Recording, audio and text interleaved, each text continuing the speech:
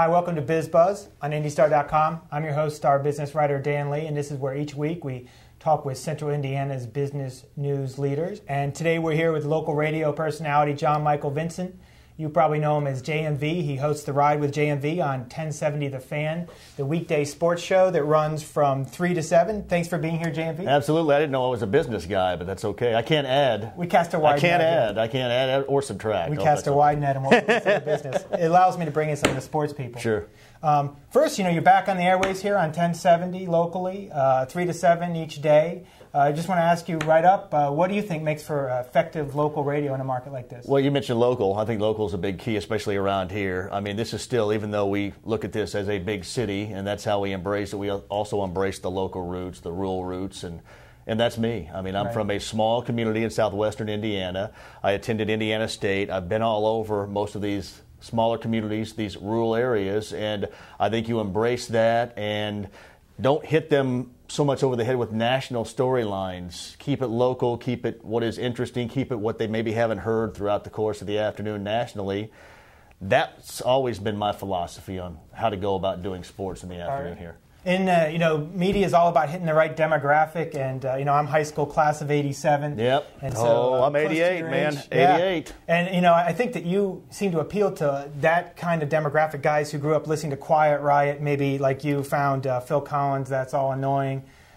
Sure, I hate That's All show? Stinks. Yeah. I was never a big Genesis Phil Collins guy in the first place, but Quiet Riot was my first concert at Market Square Arena back in 1983, and that's just kind of my wheelhouse. 25, 50. I think I could speak to the younger generation in their 20s while also keeping what I know about is a lot of 80s stuff, a lot of stuff from the 90s, and it's a mixture of sports, certainly sports in the now, and a lot of stuff that maybe other sports shows wouldn't talk about. I love talking about pop culture stuff, like Entourage is my favorite show off of HBO. We talk about that a great deal, and just keep it hopefully interesting and entertaining, because I think if you lose that, then it can kind of be a struggle. So I just try to change it up as much as possible in 4 hours. All right, now Butler basketball has been a big story the last several months, and they're moving their games to 1070 The Fan next season. I want to ask you, such a magical season, title game, Gordon Hayward in the first round. Do you think they're ready to make that step to the big time as far as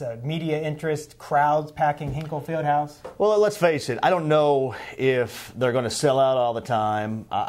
Here's what I think. The philosophy Butler has had with coaches prior to Brad Stevens and continue with Brad is still going to be there. And I think, i.e., that means they're still going to be good. They certainly are still going to be good within their own league, the Horizon League. As far as having the expectations every year of making it to a Final Four or a national championship game, I don't know if anybody's ready to say that. But as far as lifting up the profile, like Gonzaga did, let's say, even though Gonzaga didn't go as far as Butler did. As far as lifting up the national profile, Butler has done that and then some, and they're going to work within what they believe they call the Butler way to continue that and to probably raise the profile even more. You'll see, I think, you'll start to get some bigger name recruits. Some of the larger recruits that normally would go to Big Ten schools start to sniff around a little bit more what exactly is going on in this tiny Indianapolis school. And I think that's only going to help them. So I think they absolutely can sustain. All right, you're watching Biz Buzz on IndyStar.com. I'm star business writer Dan Lee. We're talking today with 1070 The Fan radio host JMV. And now, JMV, I want to throw out a few local sports teams and subjects, and just in the next couple sentences, give me what you think the storyline, what listeners want to be talking about on your show in the coming season or year. First, the Colts. All right, the Colts, that is getting back to the Super Bowl. They need to, and I never thought I would say this. I thought when they won it in Super Bowl 41 that it was all done and everybody could stop the complaining. But now it's multiple Super Bowls. For a team that has been so good for the better part of 11, 12 years, now it's multiple Super Bowls. They missed on that opportunity a year ago. Getting back there is going to be the key because they still have the major parts. They still have Peyton Manning. The thing of it is, Super Bowl teams that lose historically have an incredibly down year. That is yet another type of trend that I think this Colts team will have to buck as far as trying to get where they want to be. But, we were always talking about they finally did it. They finally won a Super Bowl. Now the monkey's off their back. And, it's firmly back on because you got to win multiple, and you don't want to be known as the Atlanta Braves of the 90s of the NFL. And I think that's part of the argument with the Colts right now with a lot of people. All right, Pacers. First, you got to go ahead and make sure people get back in the seats. Right. That means you got to start winning games. This whole project of rebuilding from the ground up is going to have to start taking shape.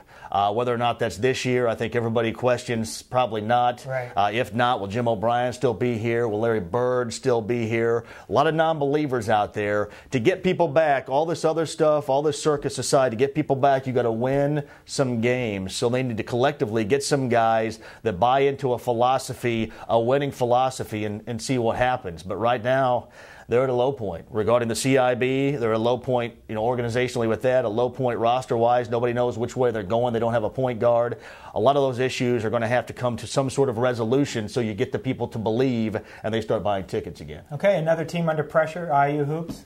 No, Tom Crean, people don't realize just what type of a project he had after Kelvin Sampson had left. I mean, people thought, well, in year 2, this guy is going to flat out win everything. It's not that easy, and we're seeing that right now. A year ago, they had a great class. They're going to keep on trying to build around that, I'm sure, as far as recruiting is concerned. Make sure you set up roots as Purdue and Matt Painter has, as certainly Brad Stevens has in this state. Next year, 2011, you got some great recruits coming out. I'm sure Tom Crean would love to land a couple of those from this state, and that's where they start. Much like the Pacers, you're building from the ground floor up, and it's just going to take a little bit more time than I think a lot of Hoosier fans thought it might. All right, last subject, high school sports. Is football or basketball king now in Indiana? I hate to say it because I'm a basketball guy, nothing against football, but football is. A couple of different things go into this. One right now, football with the Colts, with the popularity of college football, has just absolutely grown out of control, which is great for this state.